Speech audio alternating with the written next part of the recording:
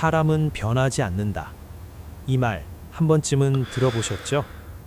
그런데요, 혹시 이런 생각 해본 적 없으세요? 도대체 왜 항상 비슷한 사람에게 비슷한 방식으로 상처를 받는 걸까? 오늘 이 얘기를 저는 여기서 조금 다르게 풀어보려고 합니다. 제가 이 얘기를 꺼내는 이유는요, 배신이라는 말이 너무 크고 너무 무겁고 그래서 오히려 아무 말도 못하게 만들기 때문이에요. 우리는 보통 이렇게 말하잖아요. 사람 잘못 봤다. 내가 너무 순진했다. 그래서 당했다. 그런데요, 정말 그럴까요? 조금만 더 가까이 들여다보면 그 배신은 어느 날 갑자기 하늘에서 떨어진 게 아니었던 경우가 생각보다 많습니다. 말이 없었던 게 아니라 말이 너무 많았고요.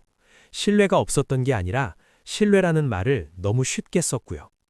문제가 없었던 게 아니라 문제가 생길 때마다 늘 다른 곳을 바라보고 있었어요. 이상한 이야기 아닙니다. 당신만 그런 거 아닙니다. 이런 장면 익숙하실 거예요. 처음엔 그 사람이 참 편합니다. 말도 잘 통하고 나랑 비슷한 생각을 하는 것 같고 무엇보다 내 얘기를 잘 들어주는 것처럼 느껴집니다. 그래서 마음이 열려요. 조심하던 말도 조금씩 나오고 어디에서도 말 안 했던 얘기도 그 사람 앞에서는 이상하게 쉽게 나옵니다. 그리고 어느 순간 이런 생각이 스치죠. 이 사람은 적어도 나를 이해해주는 사람이다. 여기까지는 아무 문제 없어 보입니다. 그런데요, 이때부터 아주 작은 불편함이 슬쩍 고개를 듭니다.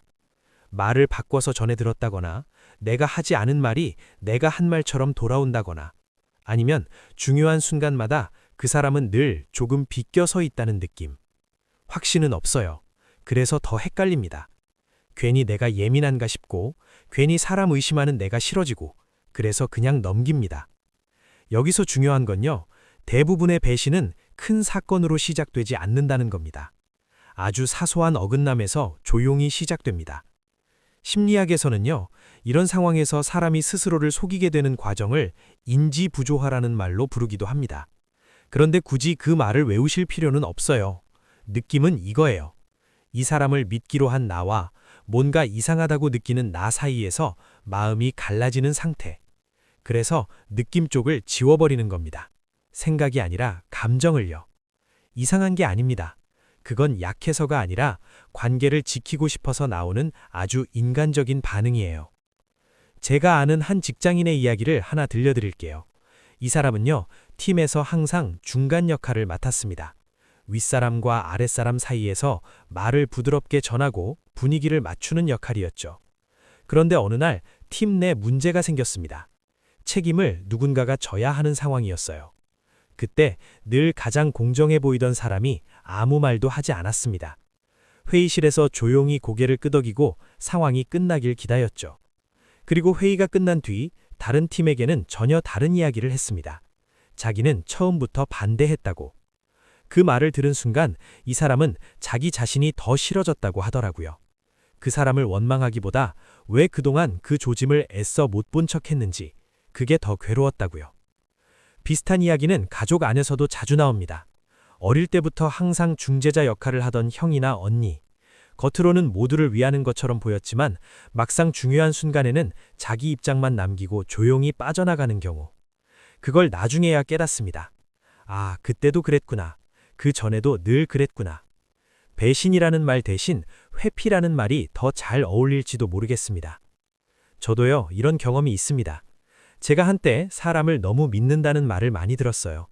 누군가는 그걸 장점이라고 했고 누군가는 위험하다고 했죠. 그런데 그 말이 가장 크게 들렸던 순간은 이미 한번 크게 흔들린 뒤였습니다. 믿었던 사람이 중요한 정보를 자기에게 유리하게만 쓰고 저를 완전히 배제한 적이 있었어요.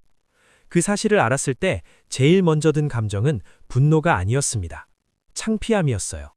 내가 이렇게까지 상황을 못 봤나? 내가 이렇게까지 사람을 몰랐나? 한동안 사람을 만나는 게 조금 무서워졌습니다. 괜히 또 같은 일을 겪을까봐. 그런데 시간이 지나고 나서 조금씩 보이더군요. 배신하는 사람들에게는 공통된 패턴이 있다는 걸. 말로는 늘 관계를 이야기하지만 행동은 늘 자기 보호 쪽으로 기운다는 것. 책임이 걸리는 순간에는 항상 애매한 위치를 선택하고 자기 말에 대한 책임을 끝까지 지지 않는다는 것. 그리고 무엇보다 상대의 경계를 존중하지 않는다는 것. 이건 성격의 문제가 아니라 관계에 대한 태도에 가깝습니다. 누가 더 나쁘다, 누가 더 옳다, 이런 이야기 아닙니다. 그냥 그 사람은 그런 방식으로 세상을 살아왔다는 거예요. 여기서 한 가지 대비되는 장면을 떠올려 보시면 좋겠습니다. 어떤 사람은요, 말이 적어도 한 번 한 말은 지킵니다. 어떤 사람은 말이 많고 따뜻해 보여도 결정적인 순간에는 항상 흐립니다. 둘 다 겉으로 보면 좋은 사람처럼 보일 수 있습니다. 차이는 위기에서 드러납니다.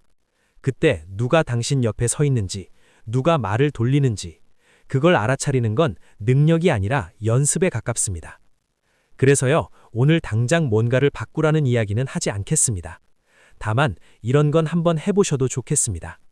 사람의 말을 들을 때 그 말이 나를 기분 좋게 만드는지보다 그 말 이후의 행동이 나를 편하게 하는지 조금 더 느껴보는 것. 불편함이 올라올 때 그걸 바로 없애려고 하지 말고, 아, 이런 느낌이 있구나. 그 정도만 인정해주는 것. 그걸로 충분합니다. 오늘 영상을 이 한 문장으로 마무리하고 싶습니다. 배신은 당신이 약해서 생긴 일이 아니라 당신이 관계를 진지하게 대했기 때문에 생긴 일일지도 모른다.